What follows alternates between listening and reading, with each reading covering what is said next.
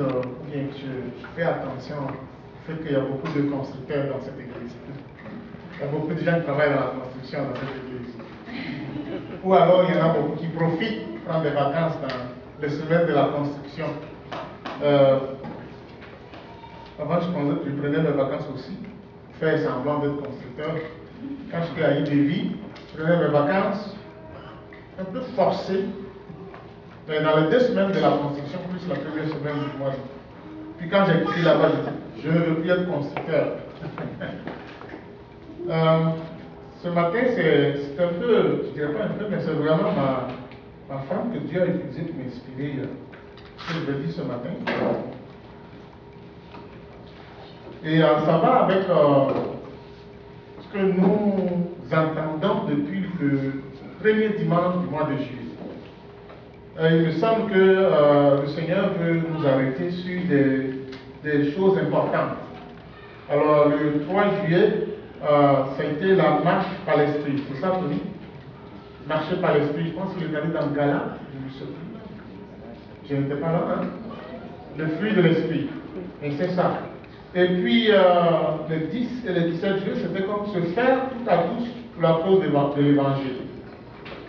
On a marché pour être des chrétiens de la lumière dans le monde. Dimanche dernier, qui se rappelle, c'est encore frais, un cœur en santé pour Dieu. Garde ton cœur plus que toute autre chose, car de lui viennent les sources de la vie. Alors ce matin, je vais aller dans la même lignée.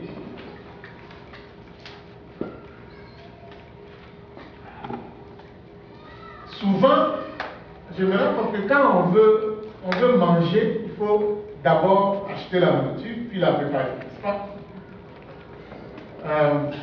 Quand on veut boire, ça annonce qu'il y a de l'eau, et puis il faut aller chercher l'eau. Donc, souvent, on veut faire quelque chose, on veut évangéliser, mais c'est comme il y a des choses à faire avant.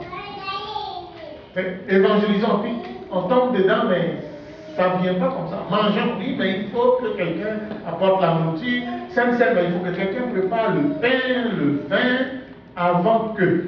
Donc, beaucoup de choses dans la vie que nous voulons faire ont des prérequis.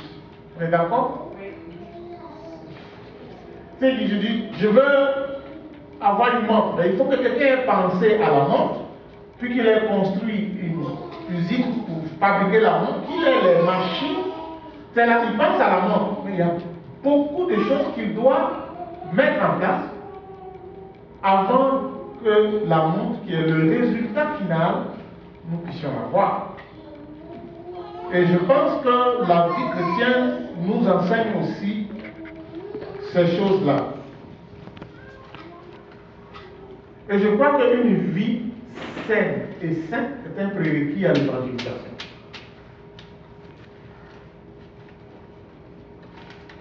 C'est ça qui donne la puissance pour le salut des âmes. Une vie charnelle ne produit pas beaucoup de bons résultats. C'est ça qu'on a parlé il y a quelques semaines avec le fruit de l'esprit et tout ça. Donc l'évangélisation, c'est très important. Jésus a dit, allez et faites de toutes les nations des disciples. C'est le résultat final, faire des disciples. Mais on regarde les Écritures et on voit que il y a beaucoup de choses que les disciples devaient aussi faire pour rendre l'évangélisation efficace.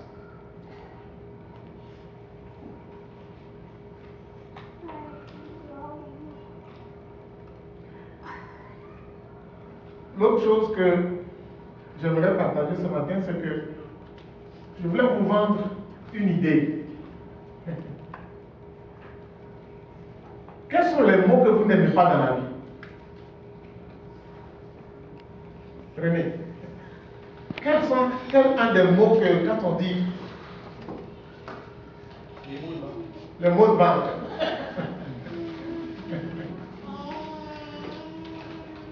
Si je dis prison, est-ce que vous aimez ça? Non? Est-ce que vous aimez être en prison? Non. Oui? les mots qui ont une connotation négative comme colère, méchant. Il y a même des mots qui peut-être n'ont pas nécessairement des connotations négatives, mais si je dis serpent, les gens vont dire hey, il est où? Ils vont se chercher. Lion, oh! Et si je dis c'est des beaux mots, ça. oui. Mais si je dis agneau, personne va? Personne va sauver. Si je dis poulet, là on va dire ben, il faut le manger.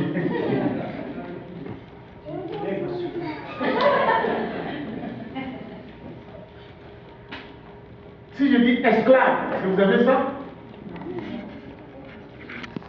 Mais parmi les mots qu'on vient de citer, est-ce qu'il y en a qui nous caractérisent en tant que chrétiens?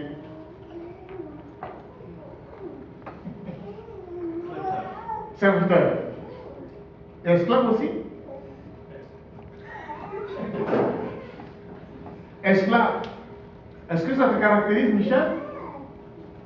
Est-ce que tu aimes être esclave? Ça dépend de qui.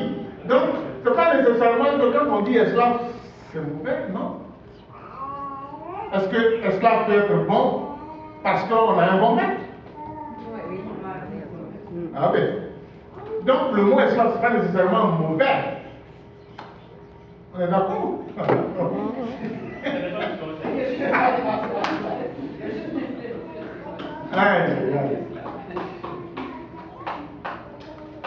Mais vous voyez que dans les Écritures, souvent le Seigneur utilise des mots que nous n'aimons pas. En fait, on a raison de ne pas aimer ces mots-là.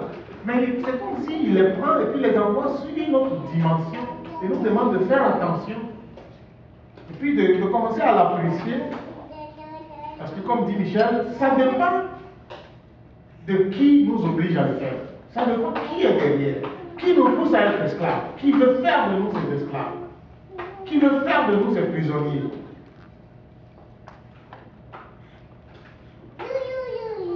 Allons dans 2 Pierre. Le titre de mon message, c'est que j'en ai mis 3. Parce que je ne savais pas.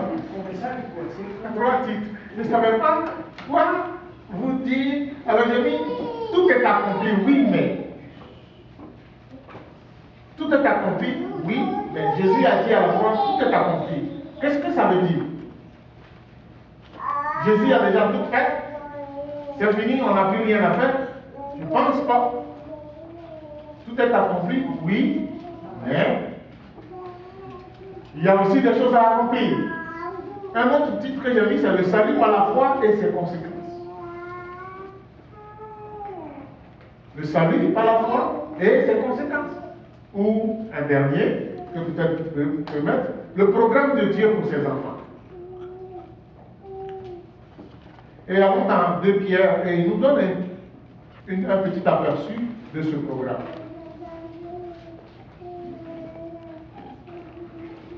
Les 2 premiers versets, c'est des salutations. Simon Pierre, serviteur et apôtre de Jésus-Christ, à ceux qui ont reçu en partage une foi du même prix que la nôtre, par la justice de notre Dieu et du Sauveur Jésus-Christ. Que la grâce et la paix vous soient multipliées par la connaissance de Dieu et de Jésus notre Seigneur. Puis il commence au verset 3 en disant, comme sa divine puissance nous a donné tout ce qui contribue à la vie et à la piété, au moyen de la connaissance de celui qui nous a appelés par sa propre gloire et par sa vertu, lequel nous assure de sa part les plus grandes et les plus précieuses promesses, afin que par elles vous deveniez participants de la nature divine, en fuyant la corruption qui existe dans le monde par la convoitise, à cause de cela même. Faites tous vos efforts pour joindre à votre foi la vertu, à la vertu la science, à la science la tempérance, à la tempérance la patience, à la patience la piété, à la piété l'amour fraternel, à l'amour fraternel la charité. Car si ces choses sont en vous et ils sont avec abondance, elles ne vous laisseront point oisifs ni stériles pour la connaissance de notre Seigneur Jésus. Mais celui en qui ces choses ne sont point est aveugle, il ne voit pas de loin, et il a mis en oubli la purification de ses anciens péchés. Amen. Amen.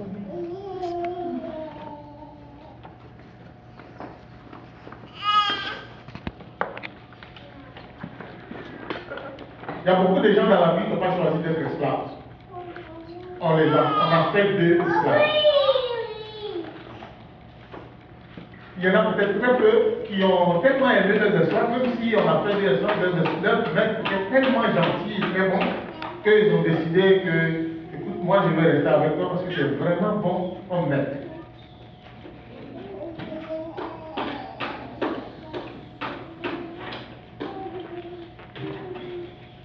Lisons, avant de revenir sur ce texte, lisons 2 Corinthiens, chapitre 10. C'est le texte de 2 Pierre que je vais élaborer, mais lisons un peu 2 Corinthiens, parce qu'on va revenir sur ça. 2 Corinthiens 10.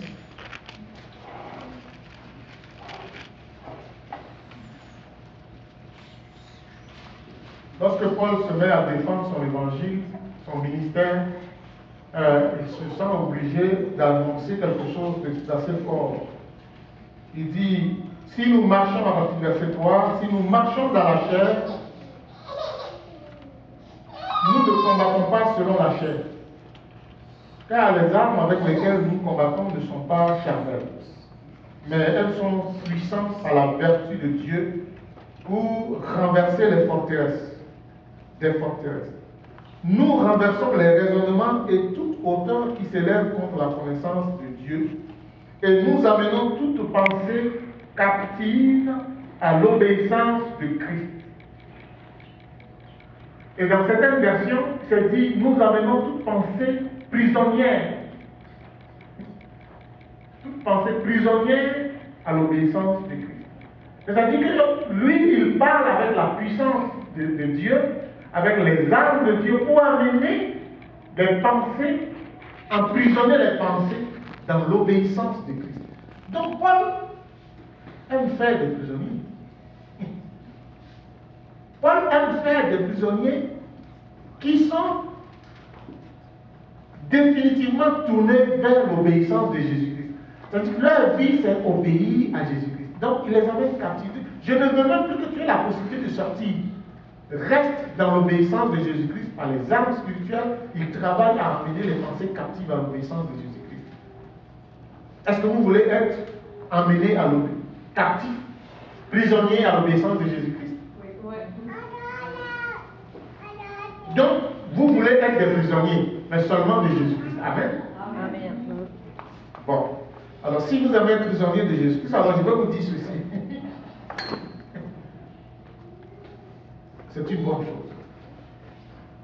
Celui qui accepte d'être prisonnier de Jésus-Christ, c'est celui qui manifeste la puissance sur cette terre et qui va voir la gloire de Jésus. Amen. Celui qui est prisonnier, esclave de Jésus, c'est la meilleure chose qui puisse lui arriver sur la terre. Deuxième chose, de toute façon, nous sommes prisonniers soit du diable ou de Jésus. Donc il faut choisir d'être prisonnier de quelqu'un. Alors Michel répond bien, il dit de qui? Ça dépend. Alors moi je vous suggère ce matin, soyons prisonniers, et tant qu'à l'être, soyons prisonniers de Jésus. Vous êtes d'accord, René? Bon. Puisqu'il faut être prisonnier, puisqu'il faut être prisonnier de toute façon, il faut que moi je choisisse de qui je vais l'être. Parce que quand je suis prisonnier de quelqu'un, il a un droit sur moi. Il me dit quoi faire. Vous connaissez les prisonniers aujourd'hui ici dans ce monde. Quand ils rentrent en prison, quand ils sont pris en prison, ils n'ont pas les visites comme ils veulent, ils ne sortent pas comme ils veulent, ils ne vont pas aux toilettes comme ils veulent, ils dorment dans les chambres qu'on veut, ils ont les fenêtres qu'on veut. Ils ne peuvent pas appeler des compagnies pour changer ma fenêtre, ça fait 10 ans que c'est là. Ils ne font pas ce qu'ils veulent. Alors, tant qu'à être prisonnier, choisissons de qui nous voulons être. Troisième vérité, notre liberté se trouve dans une vie consacrée corps et âme à Jésus-Christ. Donc, notre liberté, c'est en devenant prisonnier de Jésus-Christ. Ça a l'air bizarre, Mais c'est ça que la Bible dit. Si nous sommes en Jésus-Christ, c'est là que nous sommes libres. Or, être en Jésus-Christ, c'est se soumettre à Christ. Donc, comment devenons-nous libres en se soumettant à quelqu'un? Mais Jésus nous dit, parce que moi, mon joug est doux et mon fardeau léger. Mais le joug du diable, il n'est pas doux et son fardeau n'est pas pendant tous les jours.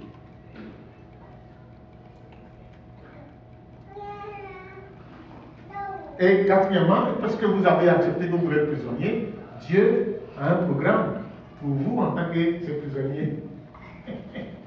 Alors c'est ça qu'il dit dans 2 Pierre, à partir du verset 3. Et je parle de programme, je dis tout est accompli, le salut et ses conséquences, parce qu'il dit que ce n'est pas suffisant de dire je suis sauvé.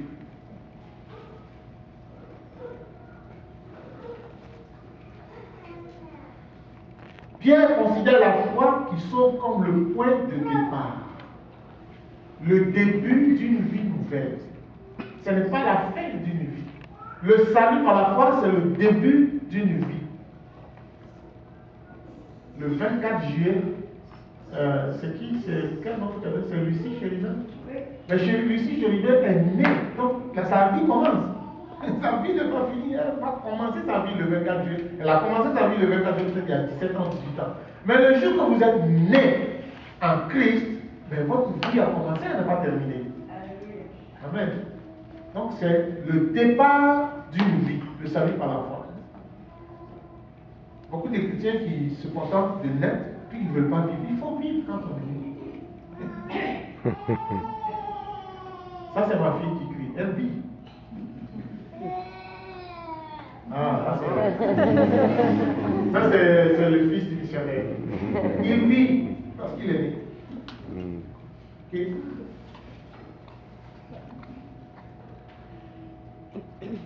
Alors nous sommes nés, nous devons vivre. Et Dieu nous a donné les moyens pour pouvoir vivre. Et c'est ça qui est fascinant.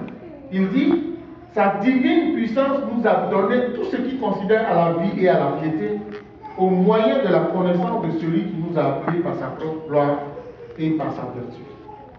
Donc, nous sommes nés et Jésus nous a donné, Dieu nous a donné tout ce qui, il a dit, tout ce qui contribue à la vie. Pas à la mort, à la vie. Alors, mais c'est quoi ces choses-là? Je pense qu'il y a la connaissance de Jésus-Christ. Il dit au moyen de la connaissance de celui qui nous a appelés. Donc la connaissance de Jésus. Tout ce dont les croyants ont besoin pour une vitalité spirituelle et une vie pieuse est mis à leur disposition au moyen de Jésus-Christ. La connaissance de Jésus-Christ. Celui qui connaît Jésus-Christ va connaître tout ce qui lui est nécessaire pour vivre comme Dieu veut. Amen. La connaissance de Jésus-Christ, c'est la base. La rencontre de Jésus, c'est aussi la base pour devenir enfant de Dieu. Et la connaissance de Jésus-Christ, c'est aussi la base pour savoir comment vivre pour Dieu.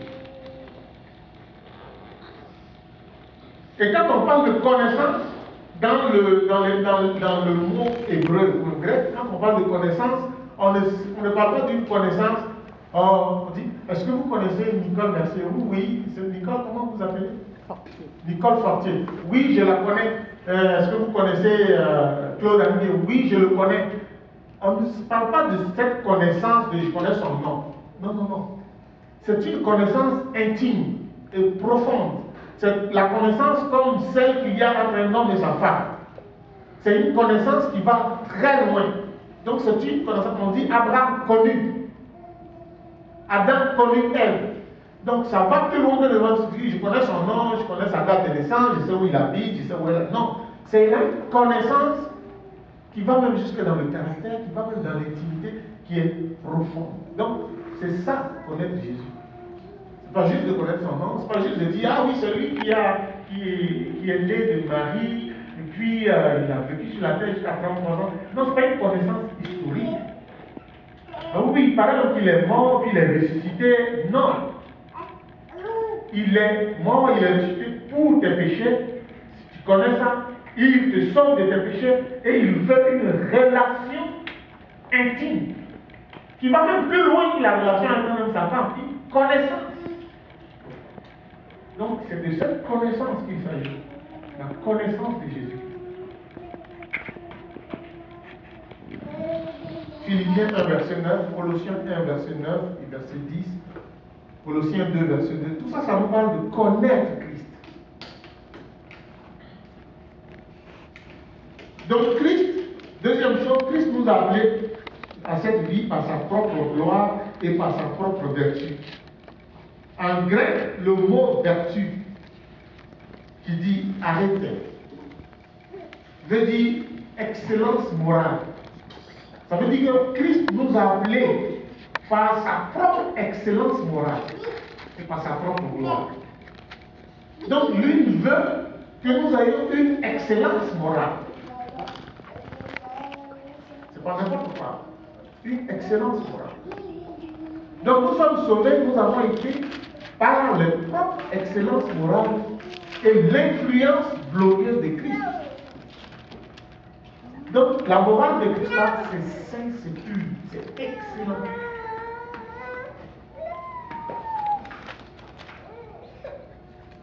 C'est à ça qu'il nous a appelés. Il nous a appelés à son excellence morale, il nous a appelés à sa vertu, à sa gloire. Et la gloire et la vertu, donc l'excellence morale de Christ, nous assure, parce que Christ est moralement saint, on ne va pas nous accuser. Oh, vous êtes les enfants d'un méchant moment, vous allez. Non. Nous sommes appelés, parce que le Christ qui nous a appelés, il est excellent moralement et il est glorieux. Et donc, on ne peut pas nous accuser. Et ça, là, ça nous donne la garantie que tout ce que nous avons fait, il est avec nous, que nous sommes ici. Donc, ça nous assure les promesses.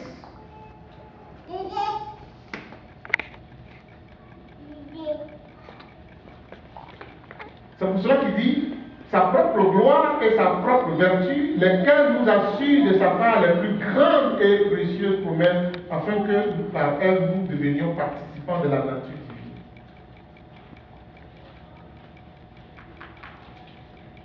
Donc, nous sommes bénis, nous sommes gâtés, nous sommes extraordinairement bénis. Amen. Amen.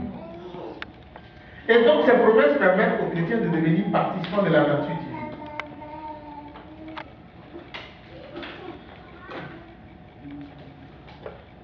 Dans 1 Pierre verset 4, 1 Pierre 4 verset 13, que j'aimerais qu'on aille regarder rapidement. 1 Pierre 4.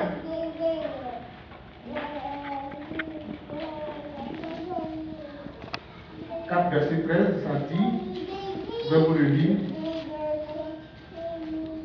Réjouissez-vous au contraire de la part que vous avez aux souffrances de Christ, afin que vous soyez aussi dans la joie et dans l'allégresse lorsque sa gloire apparaîtra. Et vous allez plus loin, donc retenez le mot la part que vous avez. Au chapitre 5, verset 1, Pierre dit, voici les exhortations que j'adresse aux anciens qui sont parmi vous, donc Tony, c'est pour toi. Moi, ancien comme eux, témoin des souffrances de Christ et participant de la gloire qui doit être manifestée. Regardez le mot participant. Donc, ceux qui comprennent très bien le grec et qui analysent disent que la part que nous avons aux souffrances de Christ, dans 1 Pierre 4, verset 13, et le mot participant dans 1 Pierre 5, verset 1, c'est le même mot qui veut dire koinonon. Et ça signifie partenaire ou participant. Donc nous sommes partenaires de Jésus, participants de Jésus, partenaires de sa nature, participants de la nature divine. Donc devenir participant de la nature, ça signifie que nous revêtons la nature. On ne peut pas participer si on n'a pas, on n'est pas revêtu de la nature. Que chaque chrétien est une nouvelle création. C'est ça que Paul va dire dans 2 Corinthiens 5, 17. Si nous sommes en Christ, nous sommes une nouvelle créature. Les choses anciennes sont passées. Alors, ça nous amène le développement d'une nouvelle mentalité. On est différent. C'est une grâce. Mais ça fait de nous des gens différents, des gens qui sont participants de la nature divine, revêtus de sa nature. C'est pas excellent ça? Et donc ils sont appelés à vivre de façon morale excellemment.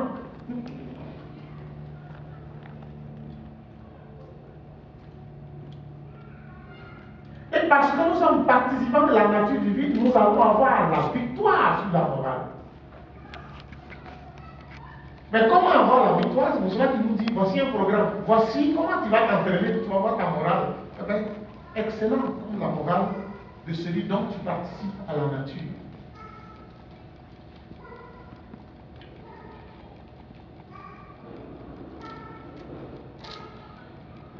Puisque nous avons accès à toute cette grâce, nous devons faire tous nos efforts. Tous nos efforts. Moi, ça m'a frappé, ça me frappe souvent quand on regarde tous nos efforts.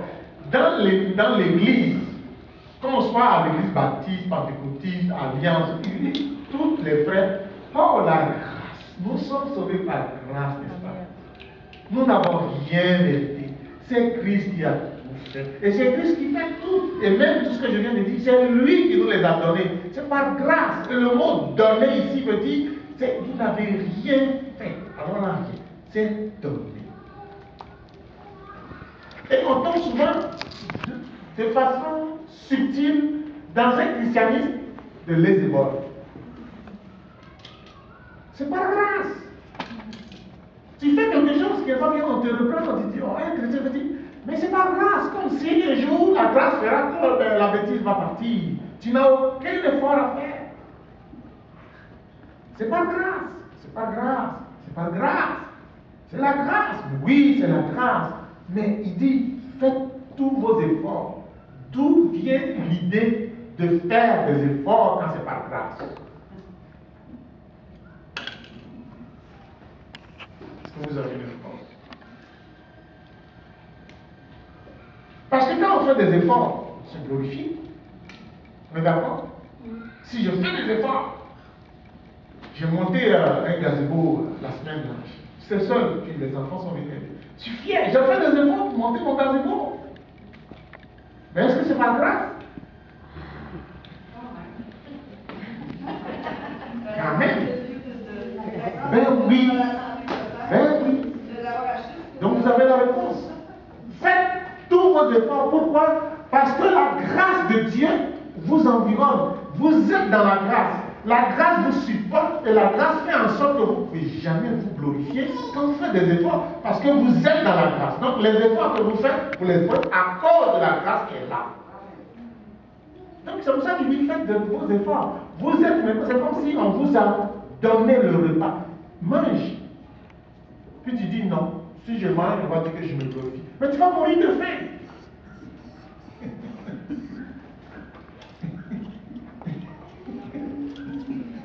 Le Seigneur a préparé le repas. Il a tout fait. Il est allé, il a fait l'épicerie, il a fait ce qu'il faut, il a fait tout est sur la table. Il dit maintenant, fais un effort pour manger.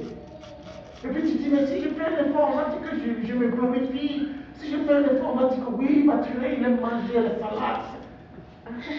Tu vas mourir de faim.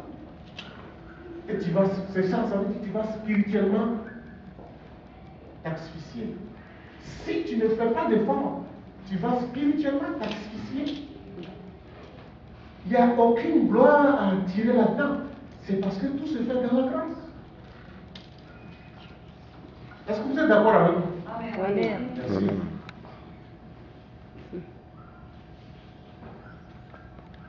Et donc, Pierre énumère 7 qualités pour faire des efforts.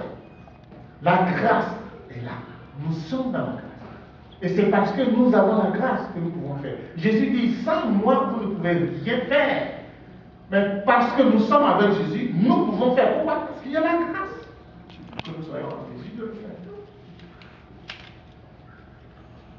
La foi, donc, est plus qu'une simple croyance. La foi, c'est naître et vivre dans la grâce. Naître par la grâce et vivre dans la grâce. C'est ça, la foi. Un proverbe africain dit, un oiseau qui c'est tellement plat et puis ça a l'air très simple. Un oiseau ne peut pas voler avec une seule aile. Tout à fait logique. Mais c'est ça, on ne peut pas vivre avec la foi du salut.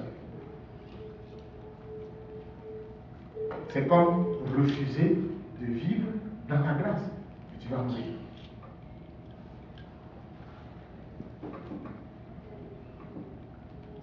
C'est ça que Jacques 2, 14 et 17 dit. Montre-moi ta foi sans les œuvres, donc sans la vie, et je te montrerai ma foi par les œuvres. C'est comme vous dites, c'est un non-sens.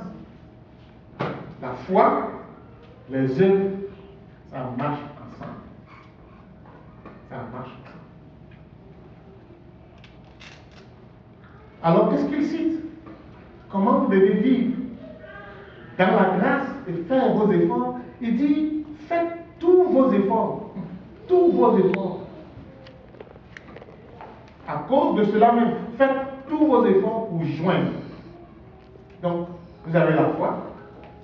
Ajoutez, joindre à votre foi la vertu. La vertu, ça peut se traduire par bonté, courage, excellence.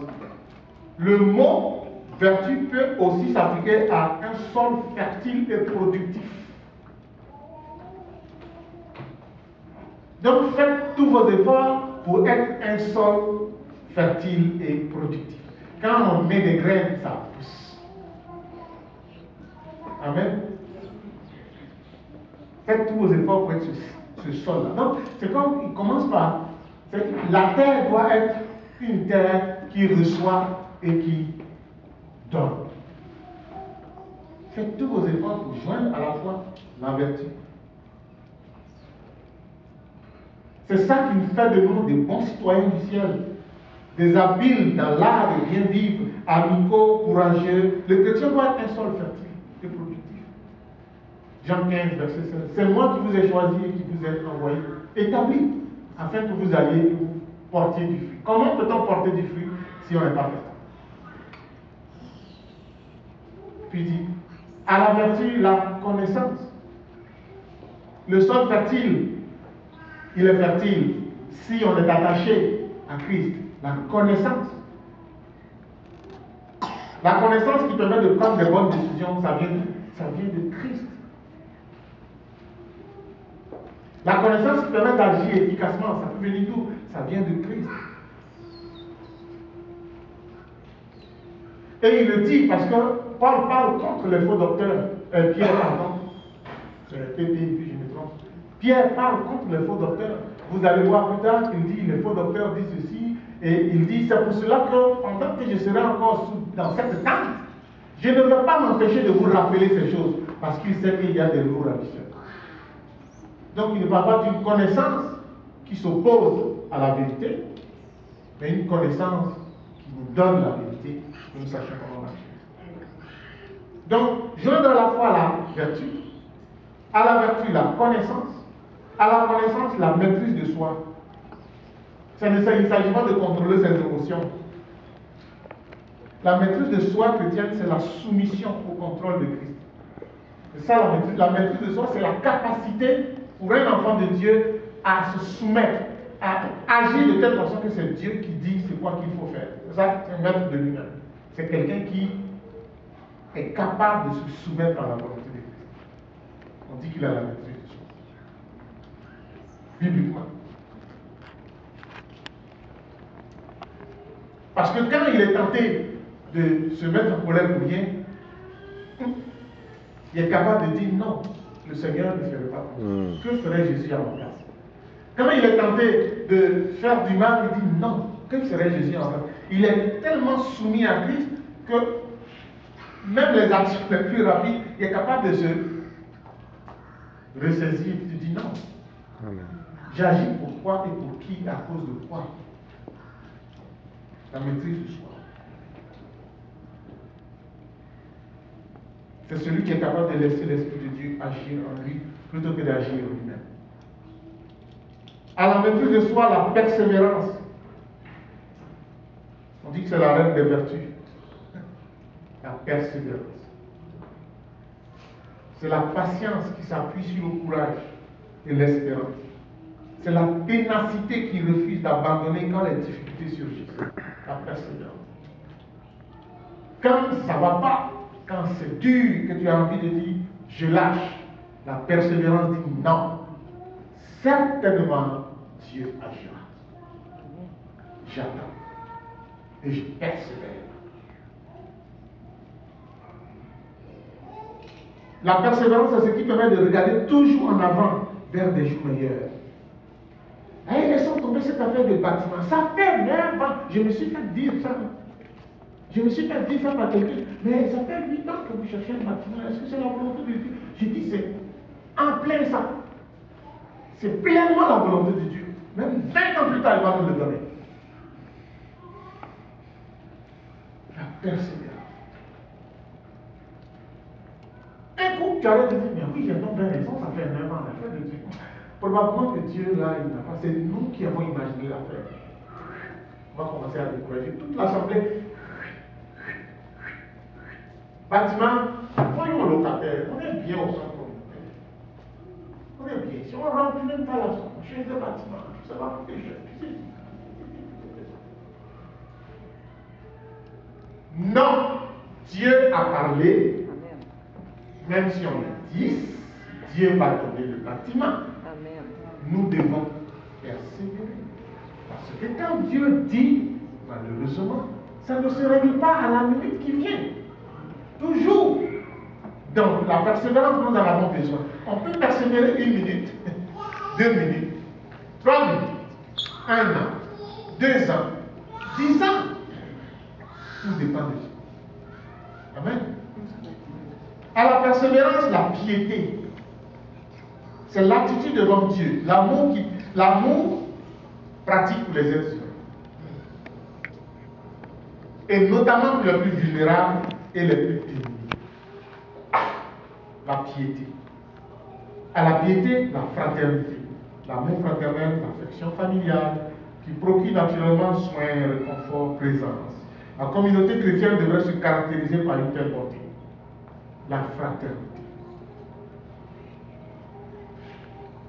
Savez-vous, je vous ai demandé de remplir vos feuilles par rapport à l'évangélisation. Qu'est-ce que Dieu veut pour nous spécifiquement? Je les reçois, remplis-les-moi.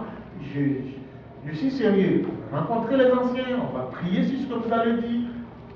Nous allons mettre Dieu au défi sur ce que nous allons retenir ensemble. Que c'est ça qu'il nous dit, nous allons apprendre à l'appliquer. Et croyez-moi, quand je reviens de vacances en septembre, ça va être mon premier message. Sur les choses que vous allez avoir écrites sur le papier. Et j'ai hâte qu'on les mette en pratique.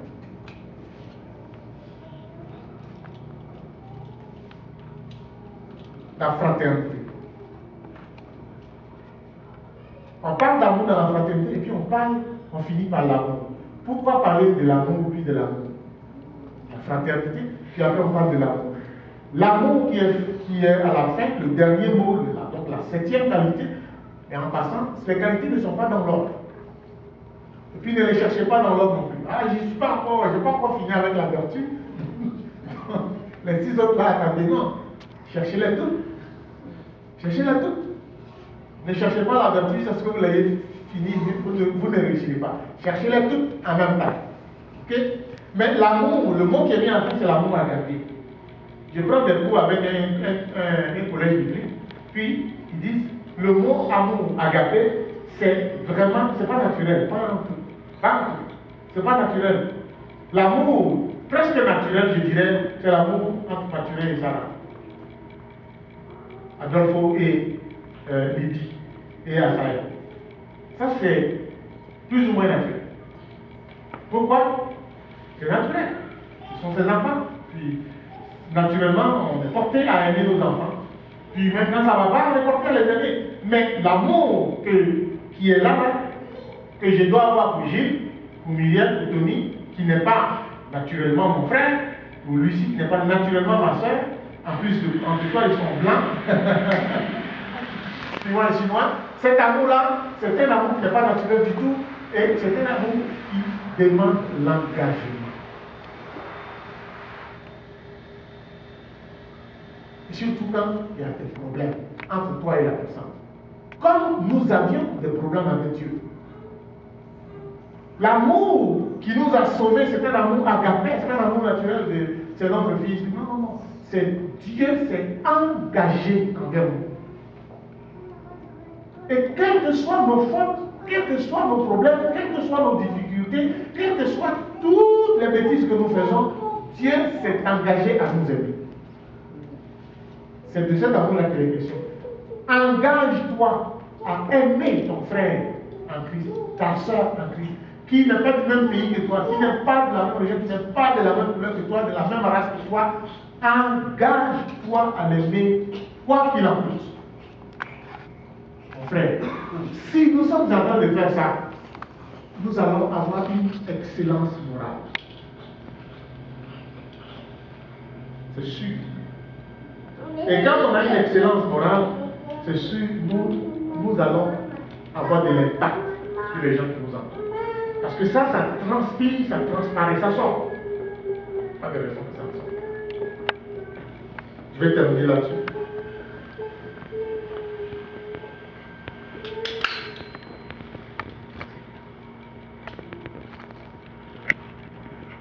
Marcher par l'esprit, c'est une manière de vivre. Il y a deux versets qui sont intéressants, c'est le même chapitre et puis le même verset. Jean 3,16. Tu connais ce verset? Jean 3,16. Dieu a tant aimé le monde qu'il a donné son Fils unique, Jésus-Christ, afin que quiconque croit en lui soit sauvé et la vie éternelle. Car Dieu a tant aimé le monde qu'il a donné, s'est engagé. Maintenant, voici ce que Dieu nous demande. 1 Jean 3,16. Qui le connaît par cœur? Je vais vous le lire. Nous avons, est-ce que je suis bien dans 1 Jean 3,16? J'espère.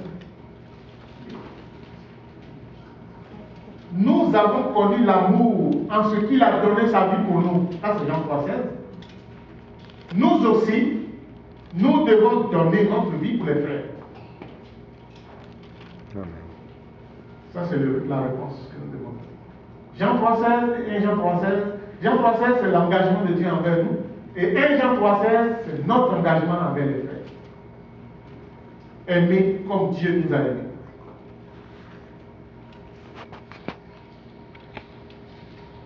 Marcher par l'esprit, c'est une manière de vivre. Marcher par la chair, c'est aussi une manière de vivre. Et comme je l'ai dit au début, il faut choisir son maître. On est des prisonniers, il faut choisir son maître. Il faut choisir sa façon de vivre. Et si tu choisis le maître, ça détermine ta façon de vivre. Si tu choisis le diable, ben ça détermine une marche à la chair. Si tu choisis Jésus, ça détermine une marche par l'esprit. Quel est ton choix?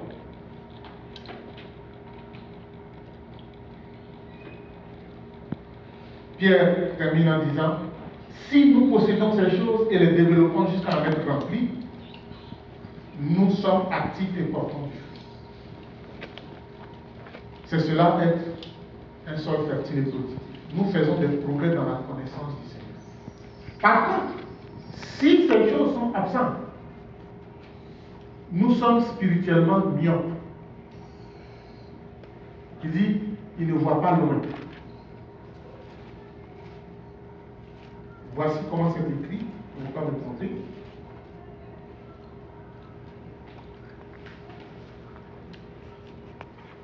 Mais celui en qui ces choses ne sont point, verset 9, 1 Pierre 1, 2 Pierre 1, est aveugle. Là, il dit, il est aveugle. Il y a plusieurs sortes d'aveugles. Là, il explique c'est quel genre d'aveugle il est. Il ne voit pas loin. Il ne voit pas de loin. Hein?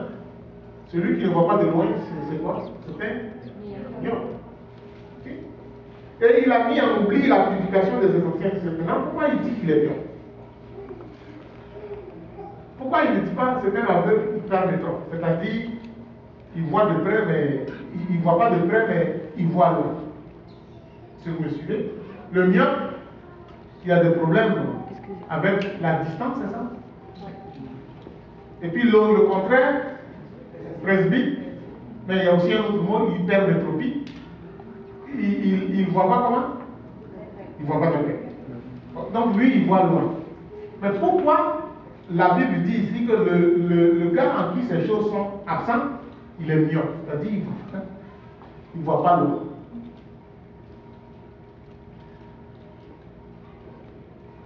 Pourquoi il choisit ce mot-là? Il choisit l'aveuglement, la myopie. Il ne parle pas de la presbytie. Moi, je pense qu'il y a quelque chose. Ce n'est pas une colle là, mais je pense qu'il y a quelque chose que l'Esprit de Dieu veut nous enseigner. Voyez-vous, ça veut dire pourquoi? Ça veut dire que ce n'est pas quelqu'un qui est. C'est-à-dire quelqu'un qui n'est pas dans l'intimité de Christ. Et s'il n'est pas dans l'intimité de Christ, il ne sait pas les choses que Dieu fait. Il ne voit pas venir les choses que le Seigneur est en train de faire. Il n'a pas connaissance de la vision, de la pensée et du futur de Dieu. Donc, il navigue, il tourne en rond. Il marche sans camp, il navigue à vue, il traîne les pas. Sa vision des choses spirituelles est réduite. Donc, tu ne vois pas. Il n'entend pas Dieu, ne voit pas et ne sait pas ce qu'il fait. Il est un mauvais partenaire finalement. Parce qu'un vrai partenaire, revêtu de la nature de Dieu, il doit avoir connaissance de comment Dieu est en train d'avancer. Il s'entend. Donc la myopie spirituelle, c'est un terme qui veut dire que tu ne vois pas. Voyez-vous, Lot, je ne sais pas si c'est un mauvais exemple, mais Lot était à Sodome et Gomorrhe. Puis il ne voyait pas comment Dieu avait choisi de détruire la ville. Il n'avait eu aucune idée, alors là, aucune idée. Dieu, en d'autres endroits, dans l'hébreu, parle de Lot comme un homme de foi. Mais en ce qui concerne, qu'est-ce que Dieu allait faire à Sodome et Gomorrhe, il n'était pas averti. C'est quelqu'un d'autre qui n'était même pas à Sodome et Gomorrhe, qui n'habitait même pas là-bas, qui lui voyait loin. Et qui a une connaissance, Abraham, et qui s'est mis à prier pour que l'autre sorte. Il négocie. Est-ce que s'il y a 50, s'il y a 40, s'il y a 35? C'est souvent ce qui arrive quand on ne marche pas comme de vrais bons prisonniers du Seigneur Jésus. On perd la vision. On perd le nord, comme on dit, la boussole. Mais le Seigneur nous encourage. Et si nous faisons ces choses, nous allons avoir de l'impact entre nous et nous allons avoir de l'impact au-delà. L'évangélisation est fondamentale, mais il y a une vie qui prépare à une évangélisation fructueuse. Et c'est d'ajouter à la foi en Jésus-Christ ces éléments que nous avons cités. La vertu, la connaissance, la maîtrise de soi, la persévérance, la piété, la fraternité, l'amour. Et Dieu tout. Nous allons prendre le repas du Seigneur qui nous rappelle l'engagement. L'engagement de Jésus-Christ. Dieu s'est engagé envers nous. Il s'est engagé envers nous. Il a tant aimé le monde qu'il a donné son Fils. Il s'est engagé envers nous. Et il a fait tout. Tout. C'est pour cela qu'à la fin, il a dit, tout est accompli. C'est-à-dire, tout ce qu'il faut pour que Lucie dise, je crois en Jésus-Christ et je confesse mes péchés et puis qu'elle est la source de salut, ça a été fait. Il n'y a rien qui manque. Tout ce qu'il faut pour que toi, ici, qui ne connais pas encore Jésus-Christ, tu l'acceptes, il n'y a rien qui manque. C'était vrai pour les gens de l'année même où il a fait, de l'époque. C'est vrai les générations après, c'est vrai les générations maintenant, c'est vrai les générations futures jusqu'à ce qu'il revienne. Tout est accompli pour que tu sois sauvé. Mais il a aussi préparé des choses. Que quand tu seras sauvé, tu ne restes pas comme ça. Que tu vis.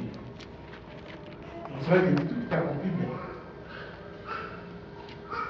Et nous voulons célébrer et nous rappeler. Parce que la Bible dit, toutes les fois que vous prenez ce pain et que vous annoncez la mort de Jésus.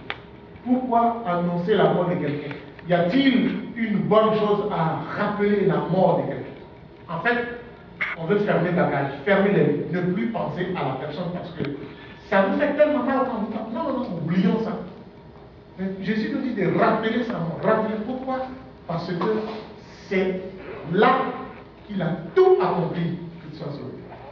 Et que c'est là aussi qu'il a tout laissé que tu saches comment vivre. Donc c'est bon de se rappeler pour réaligner l'autre. Vous avez des autos, vous avez souvent au garage, alignement des roues. Parce que quand les roues ne sont pas alignées, vous savez ce qui peut arriver. Et nous voulons nous rappeler ce matin la mort de Christ. S'il y a beaucoup de morts dont on ne veut pas se rappeler, la mort de Christ, moi je veux m'en rappeler. Qui veut s'en rappeler? Est-ce qu'il y a des gens qui ont été désignés pour collaborer? Je vais vous désigner.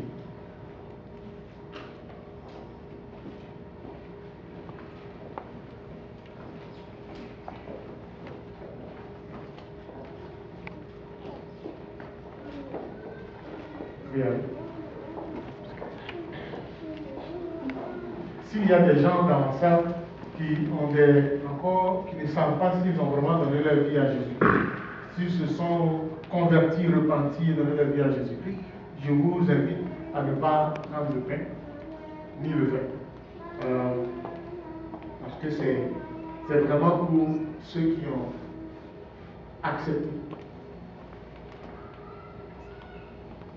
la repentance et la conversion, qui ont donné leur vie à Jésus-Christ, et qui reconnaissent que sa mort leur donne la vie. Et lui est mort à notre place. Sa mort est notre mort, sa résurrection est notre vie. À eux, il est possible de prendre le pain et le vin. Ce n'est pas une façon d'exclure, mais c'est ce que la Bible dit. C'est pour cela que nous le répétons aussi. Et que chacun, dans l'intimité de son cœur, se tourne vers son Dieu et lui dit ce qu'il a à dire. Le remercier et lui rendre grâce d'avoir accepté de mourir. De donner sa mort, que sa mort soit notre mort.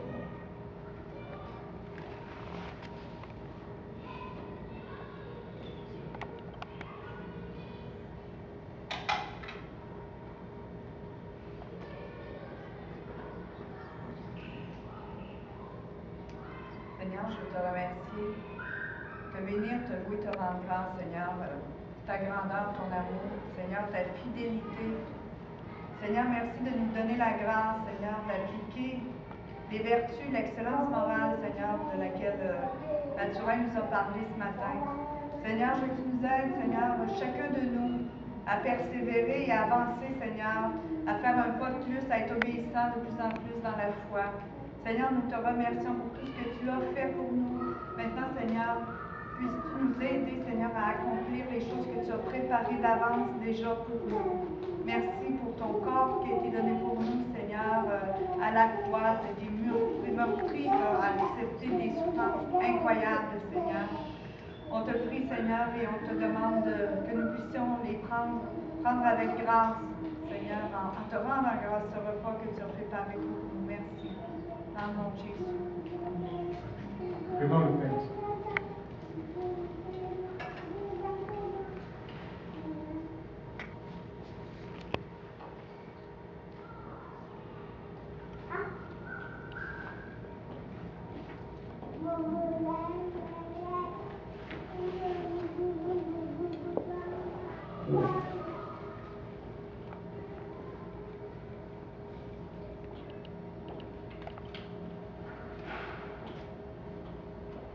Souvent, on prie pour certaines choses. Et on prie, et on prie, et on prie. Mais il y a plusieurs choses qu'on demande à Dieu.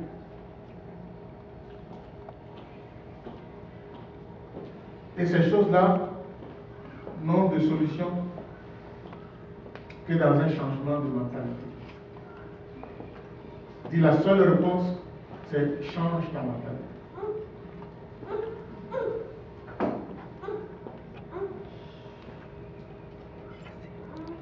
Prends conscience que tu as une nouvelle nature.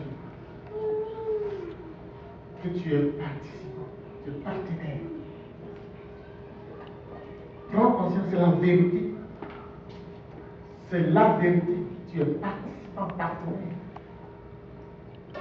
Dans les évangiles, il y a un mot qui dit associé.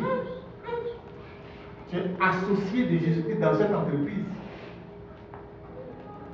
C'est pour cela que tu seras cohéritier avec lui. C'est-à-dire que le profit, là, vous partagez ça ensemble. Associé, partenaire. Donc on va prier, prier, prier. Mais tant que la mentalité n'a pas changé, ça sert à rien d'avoir.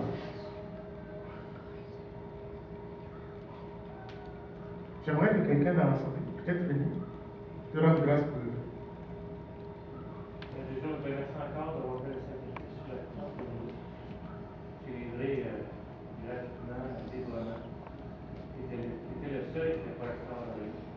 Tu t'es rendu esclave pour nous. Merci pour ton sang que tu as sur la croix pour nous péchés. Amen.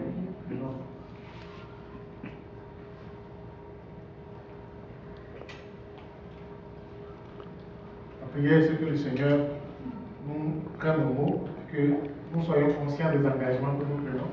Si nous acceptons que nous sommes prisonniers de Jésus-Christ, mais vivant comme des prisonniers de Jésus-Christ, il n'y a aucune honte à être prisonnier de Jésus-Christ. Au contraire, c'est les autres prisonniers qui ont besoin d'être avec nous.